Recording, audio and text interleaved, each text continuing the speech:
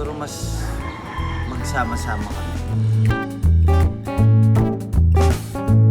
Sa friends ko naman, siguro more understanding. Yung friends ko kasi mga nakasama ko rin sa business. So, feeling ko more understanding. Tsaka, more love din. Sa world naman, love din. Wish ko sana mahal lang ng tao lahat. Alam mo, isa't isa.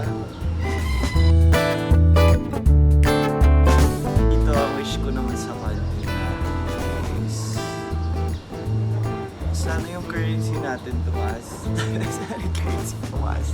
Hindi. Sana ano rin, sana